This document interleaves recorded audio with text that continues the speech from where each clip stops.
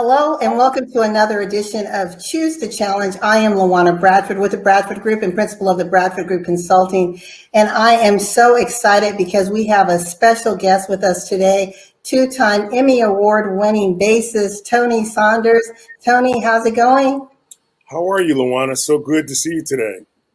I'm doing well.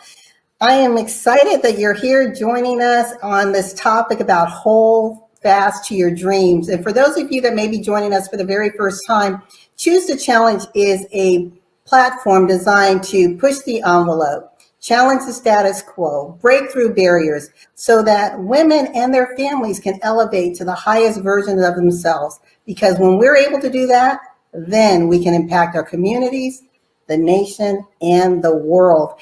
And I want to tell you a little bit about Mr. Saunders. He has a very lengthy bio, so I'm going to try to be as concise as possible, but still give him his props. He is, as I mentioned, a two-time Emmy Award-winning bassist, composer, recording artist, producer. He is the host of the Tony Saunders Show on the Worldwide Jazz Radio, which comes on Tuesdays at 4 p.m. and Saturdays at 5 p.m. Pacific time. He performs gospel, pop, jazz, R&B, rock. His latest album, All About Love, is out there, so he'll tell you a little bit about that later on. His father is Merle Saunders, who introduced him to his world of music, where he grew up with the names of like Al Jarreau, George Duke, Herbie Hancock. How amazing is that? And he has also worked with Stevie Wonder, Martha Reeves, Randy Crawford, George Howard, Shaka Khan, Eric Clapton, and with his father, Merle Saunders, and the Rainforest Band. So with that, welcome again, Tony. Well, thank you so much. I didn't realize I had done so much. It's funny when you listen back to that because, just for a second, all the names pop in my mind. And one that's really funny is that when I got to play with Chaka Khan, I said, Chaka, I'm totally humble and I am, a total just in awe of you. I said, can you give me a hug and then I can act normal? So she said, Tony, you're silly. So we hugged, she gave me a kiss on the cheek and I said, okay, let's go. I'm ready now. So, it's been a fun lifetime of, holding fast to my dreams as the program is entitled. Once my dream started, it's like I don't want to wake up because this is the best dream that I could possibly have each and every day. So I love what I do, and I'm really happy to be on this show. Explaining what my dream is and lifting you up. I'm excited to be here. I love what you just said. You said you love living your dreams so much you don't want to wake up. That's right. I mean, I want the audience to just sit in that right now. Imagine creating a life for yourself that's so brilliant, so amazing, so wonderful that it's like, don't wake me. This is truly the life. You are, as we say, living the dream, right? Yes, it's so special, and it's so I don't take one moment for granted. You know what I mean? I know that I've been placed in to do a special. I give a lot because I receive a lot, and I you couldn't. It would be like I'd be bragging if I tell you all the stuff that happens to me just every day. It's an amazing thing, and I've met people that have really come full circle because of me. And when I say full circle, music has been a bridge to bring them into my dream. And where I don't speak the language, I use the music to get into their hearts so that they go, well, can you come to our house and have dinner in Scandinavia? And I was in the Oslo, Norway, and these people, they love the way I play bass, and all they can say to me was dinner, dinner, dinner, Tony. And so they said, we live at the top of the Olympic jump. We would like you to come and see and hang out with us, see the view, and we love your music. And even though we had a tough time communicating with the language, the music had brought us together. So it's a no matter where I am on the globe, it's done that more than once. Where I didn't speak the language, but the music had overwhelmed the people so much that they took me in, and they no matter my race, creed, or color, they judged me by the content of my character and the way that the music made them feel. So I was totally with that and totally happy. And I will preach this. I can tell you the same thing day after day because I'm just so happy to be able to lift people up. That's a great thing. And I could hear your excitement, just like you said, after all these years you're still bubbling with the joy of living and basking in your dreams. And then your gifting and your talents made way for your purpose to manifest itself. Can you tell us a little bit about that?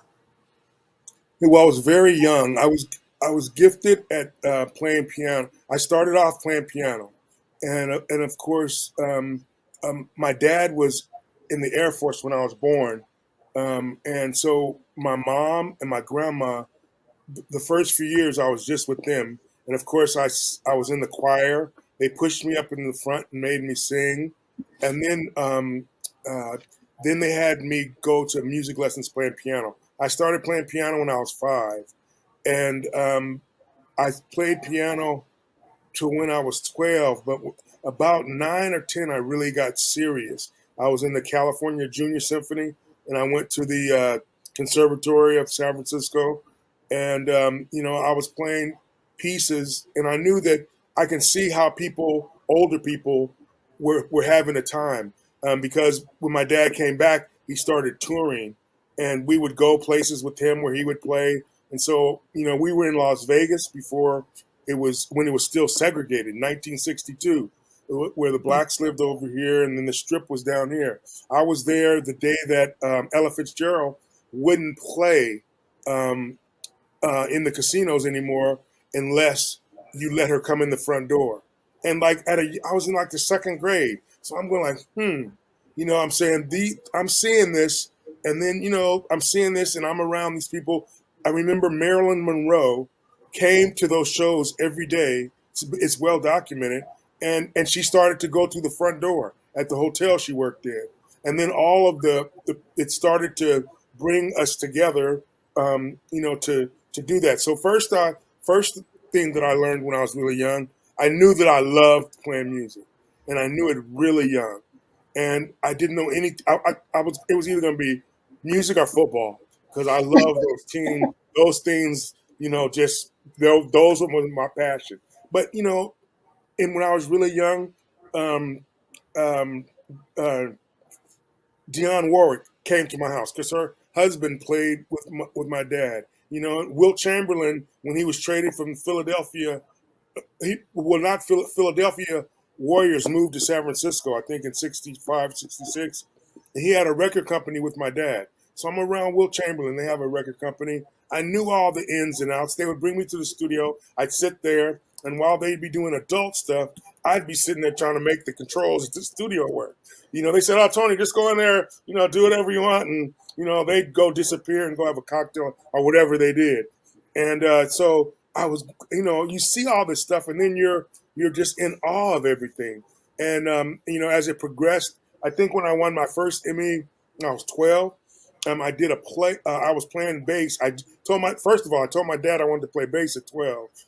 When I saw this guy play bass, Anthony Davis, um, and I said, "Dad, I want to do that." And of course, this is a G-rated show, so I can't really tell you what he said. But he had spent all his money for the piano lessons and me going to the conservatory. But I said, "No, Dad, I want to play the bass. I'm feeling it." And 2 weeks later, I met another bass player named Lee Miles, who was playing with Miles Davis. And back in the day in San Francisco, when the black acts came, they played at one or two places, and then they went to my dad's for the breakfast jam session. So I have pictures with my dad with Miles. I met all of those people: Sonny Rollins, Stanley Turrentine, all these people when I was just a little kid, and so that's all I knew. And I knew on the bass I could fit in with my dad. So I didn't realize it then, but I was creating a job. So when I won that first Emmy, it was for playing this really basic bass line to this poetry done by these young black kids from Oakland. It was called Soul Is, a PBS special.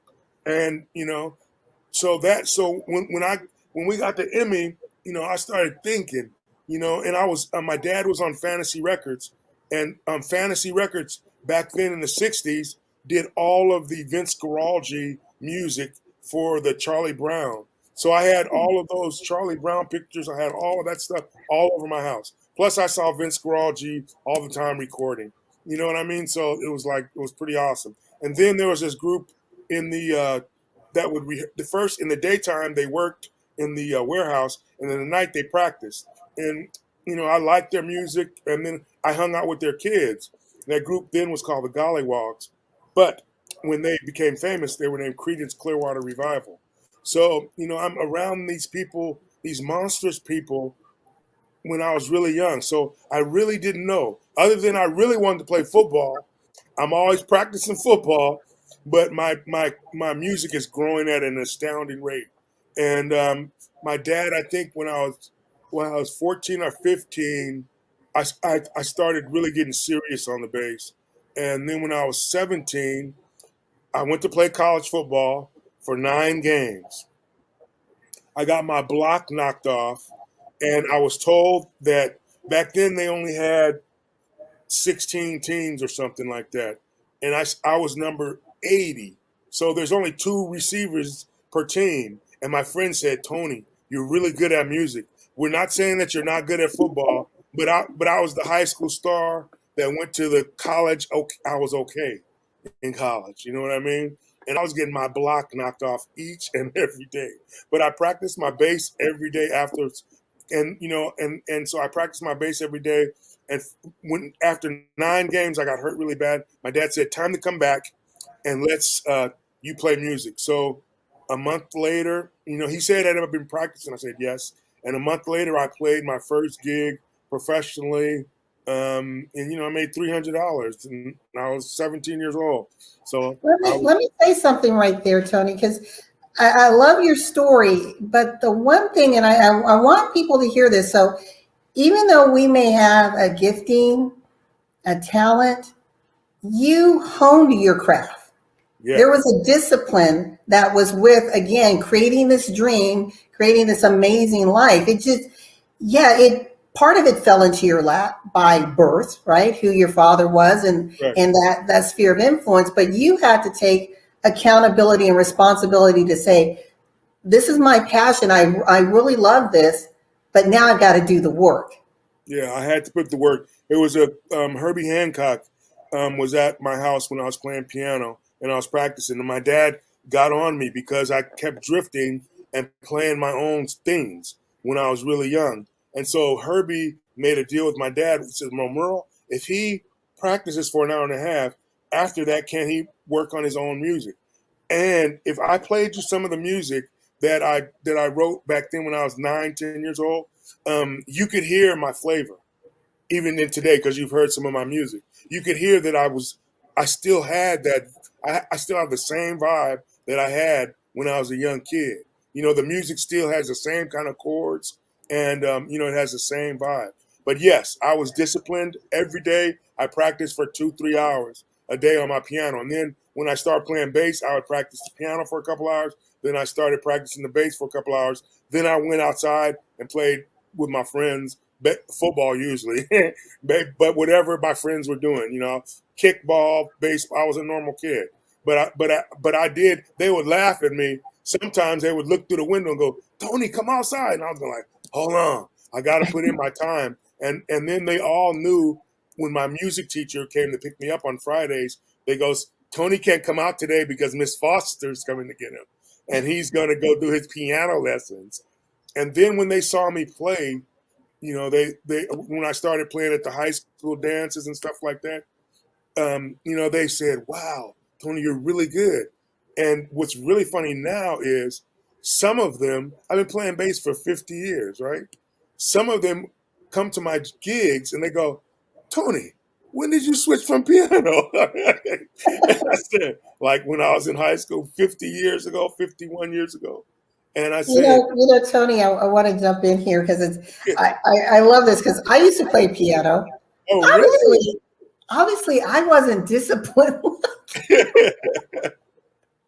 I you mean, have, I enjoyed it, but I hated practice because I yeah, played classical piano and I just wanted to get to the end, right? I liked the recitals, but I didn't have the discipline. But, I just want to tell, again, those that are listening, when we're talking about our dreams, even though there may be a natural gifting, a natural talent, to elevate to another level does require commitment. It does require discipline.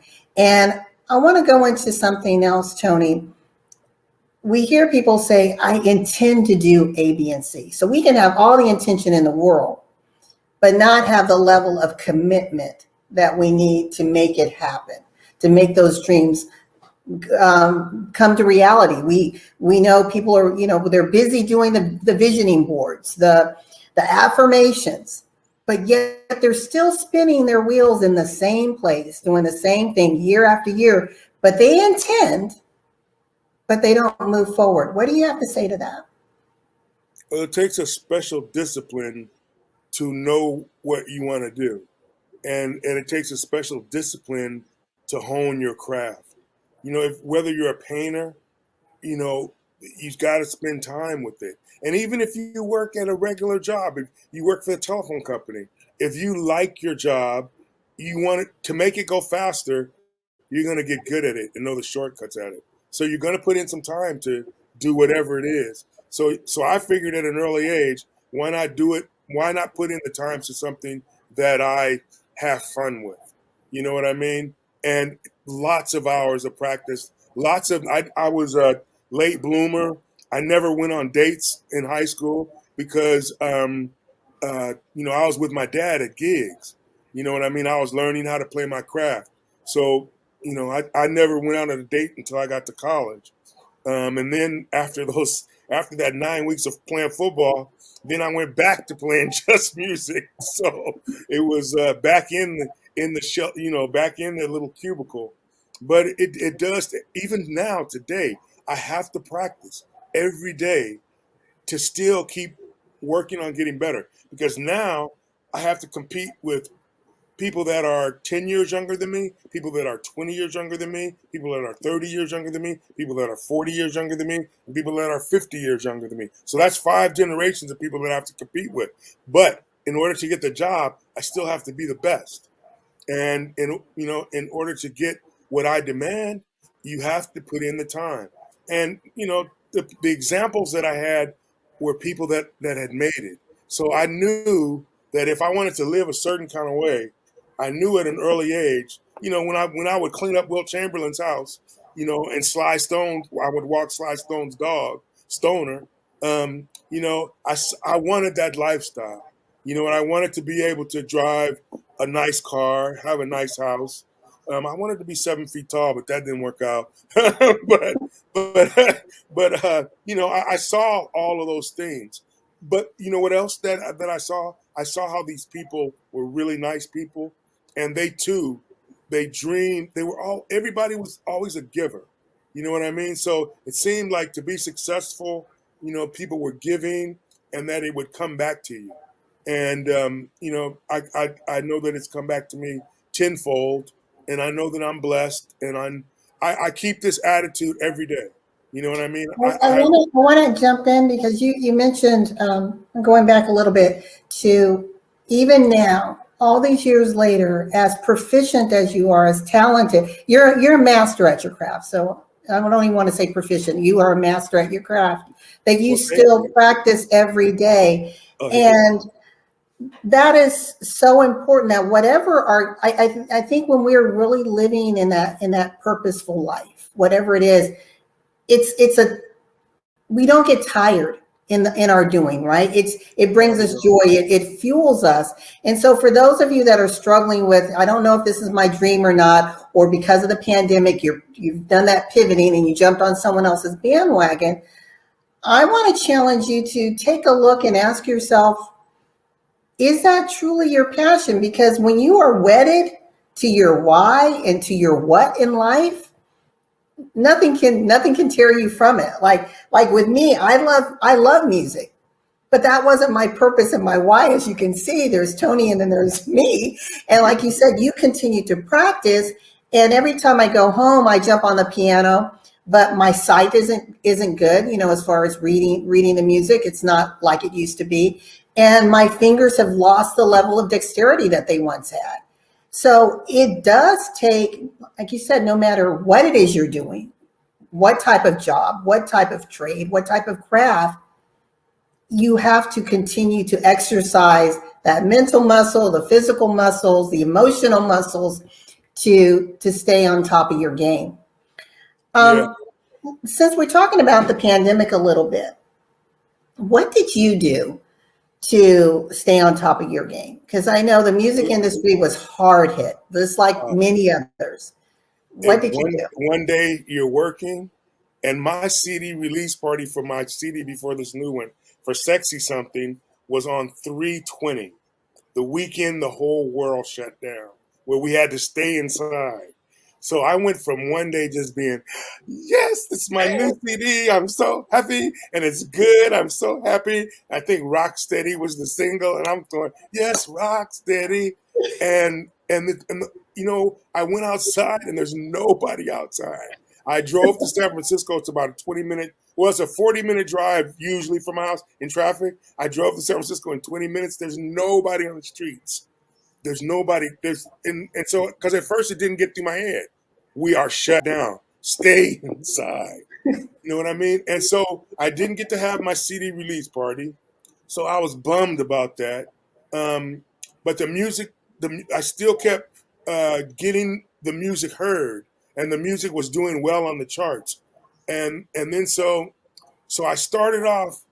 I said, well, I'm surrounded by my kids, my grandkids, my family, and so they're giving me love, and they're going, oh, Grandpa, don't worry, you're gonna be able to play music soon. And it's like 3 months into it, nothing has changed. You know what I mean? Besides, one day you're making a lot of money, then the next day, you got to go to the bank and use that savings, because I was used to always making money. And all of a sudden it went from making money to zero for about 3 months, because when we were first shut down, there was nothing happening.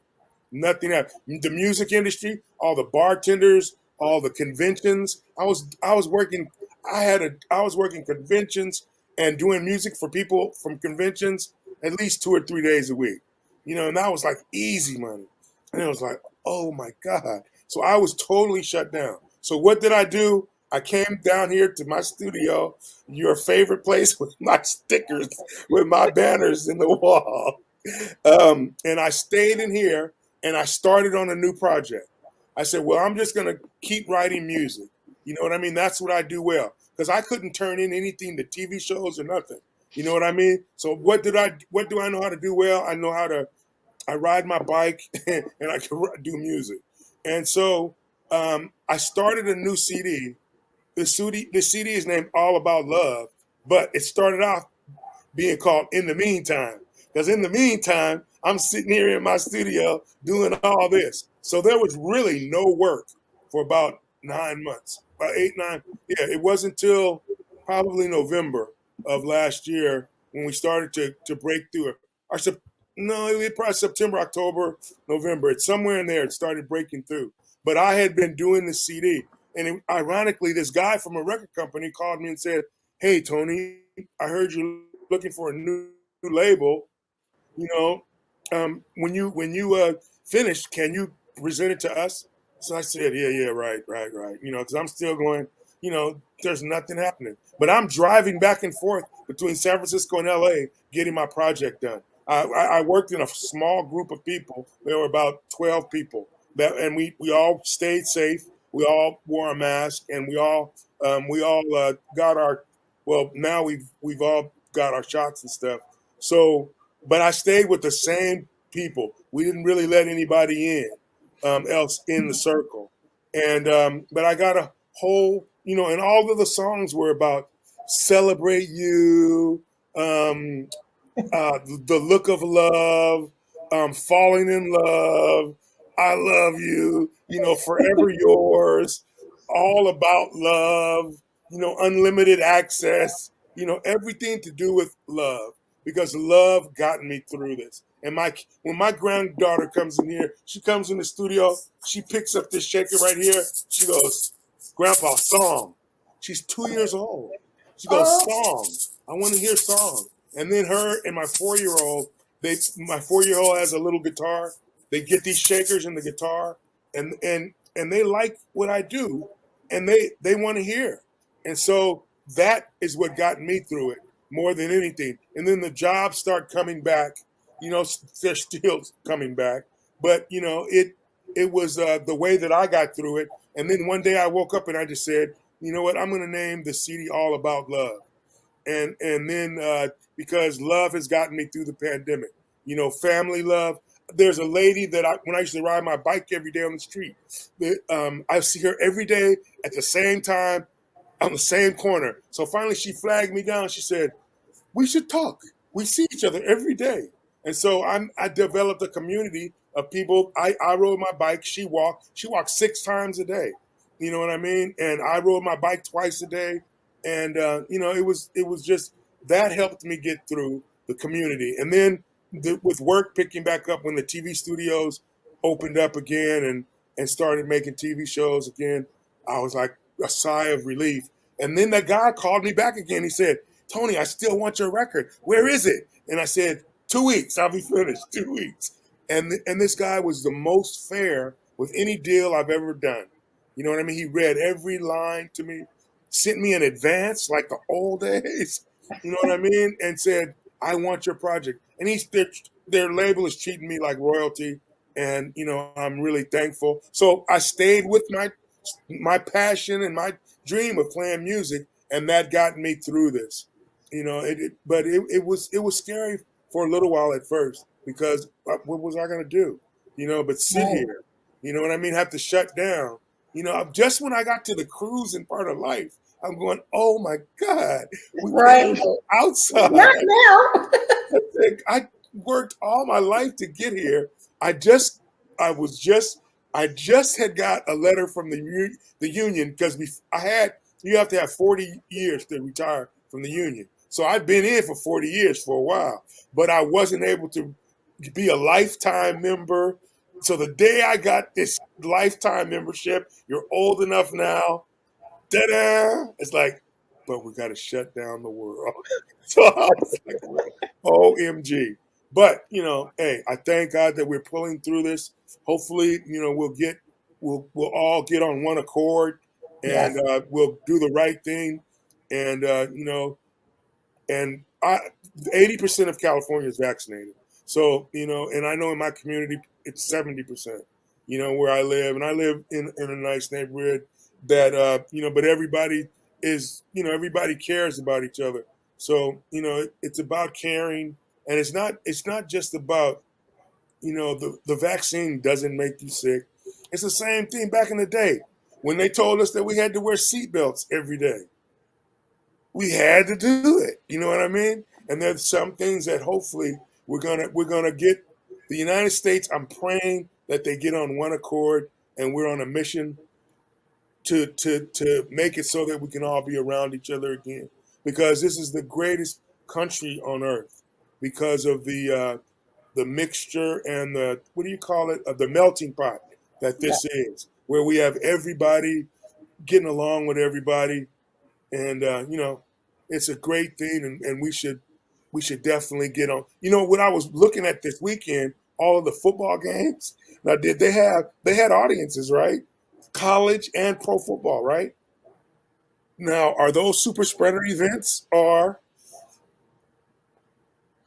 They could be, but I don't want no? us to.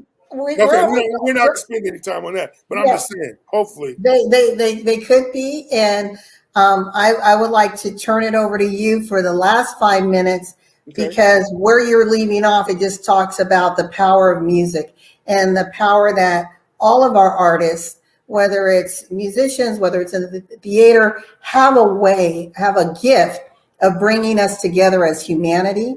helping us to heal, helping us to cope, helping us to pull through, elevate, and believe that a better tomorrow is possible. So with that, Tony, I'm going to take myself down. I'd like you to just tell the audience a little bit about how they can get in touch with you. And I know you have a special song to play for us before we sign off. Okay. Yes. Hey, thank you for having me too. As you can tell, I love to talk. I just like to share good news. And you know, I really love what I do. If I can tell you anything, is that I love what I do with a passion. I've been blessed to write music for TV shows, for films, to play with pretty much. I played with John Lennon, played with uh, uh, two of the people that played with Jimi Hendrix. You know, I've met pretty much everybody that you could want to meet in all countries, and I'm very thankful. I love it, and I'm thankful. I wake up with this enthusiasm every day because I'm excited for whatever I'm working on. And I work with everybody, whether you could pay me $1 or $5 million. I put in this same enthusiasm, you know. So to get in touch with me personally, I have a website, TonySaunders.com, and you can come there. And if you join my mailing list, which is, I think, on the website info@TonySaunders.com, you can I'll send you a song that for joining the mailing list. And you know, if you want to get in touch with me, um, just go on my website, and I will talk back to you if you really want to reach out to me. If you have questions, or if you're a youngster and you want to know something from me, you can ask me questions.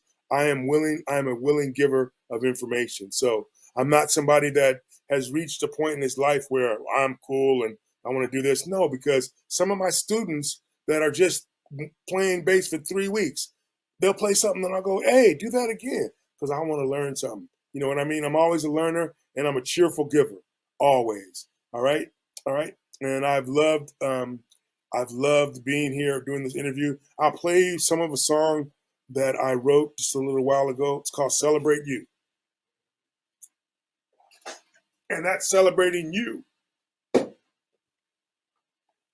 This is where I am every day, at least 8 hours a day.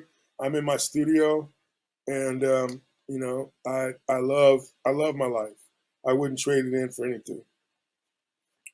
So here we go.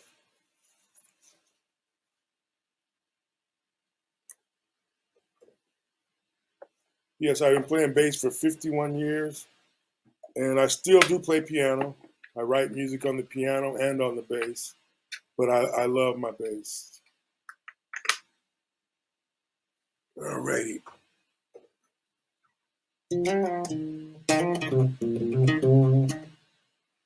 All right.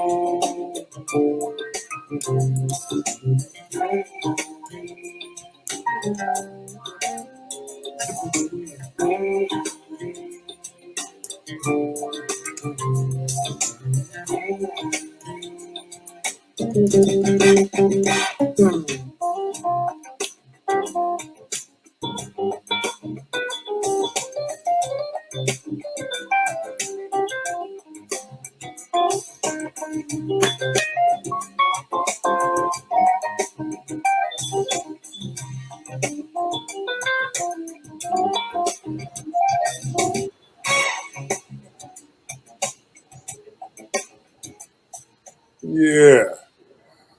A little bit of Celebrate You. Love it, love it. This has been amazing, Tony. Thank you so much for joining me on Celebrate. I'm saying Celebrate You. We're celebrating you, Tony, but on Choose to Challenge, Hold Fast to Your Dreams with two-time Emmy Award-winning Tony Saunders. I hope you enjoyed hearing what Tony had to share about his discovery of his passion, living his passion, and like he said, he is living the dream so intently, so committed, and he doesn't want to wake up. He's not going to wake up. And that's what we want to do. We want to find our passion, find our dream, and live it unapologetically to the fullest, knowing that we are an extension of the divine expression to the world. Right, Tony? Yeah, that's the perfect example. Yes, I don't want to pinch me because I just want to make sure that my dream continues. Well, Tony, thank you again for joining me on Choose to Challenge. To our listening audience, I hope you enjoyed this episode. And just remember in your life to not be afraid to rise up, to push the envelope, to be that change that you want to see in the world. And sometimes it means standing out among the masses and being that one that's unique, that one that's different, and put your signature on the world for all to see, all to feel, and to be that lasting legacy as Tony Saunders is. He's a living legacy. So, Tony, thank you so very much for joining me again. And no problem, LaWanna. This is a great time to talk, great subject to talk about. And if people can hold fast to your dreams, it can happen. It can happen. I'm one of the people that it's happened for. And if it can happen for me, it can also happen for you too. Yes, yes. Well, with that, I'm signing off. We will see you back on another edition of Choose to Challenge. Until next time, stay safe. Bye-bye. Thank you.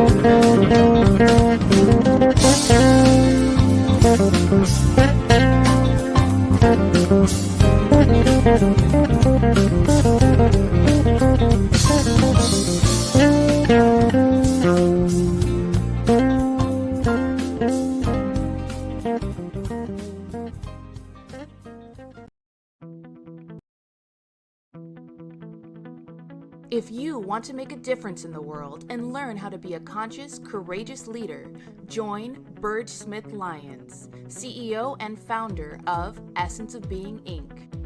I'm Burge Smith Lyons, and I'm the founder and CEO of Essence of Being and the Healing Forest Foundation. Global leader, trainer, author, and facilitator of empowerment and leadership. What we've been building over these last 25 years is a global movement of conscious leaders empowering others to create a win-win world.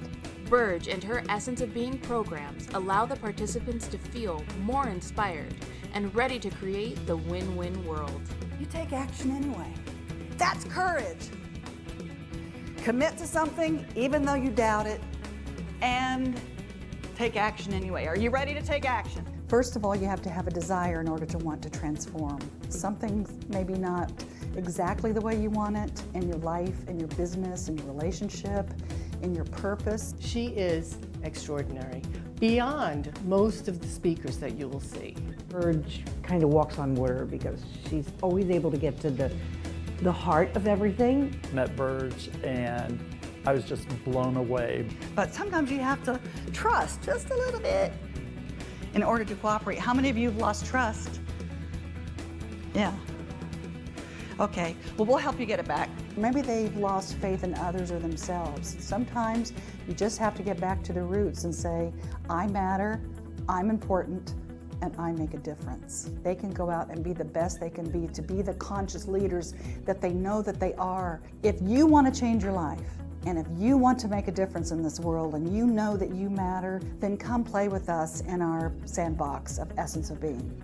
For continued success in business, relationships, and expanding your purpose, contact Burge at burgesmithlyons.com and essenceofbeing.com. Join us at Essence of Being and the Conscious Leadership Academy.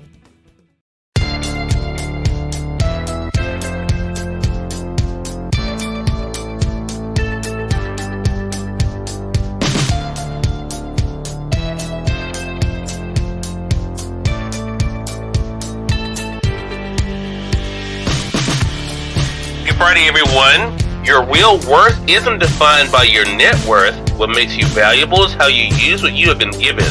All of us have gifts. Make sure you're making the most of yours. Have an amazing Friday.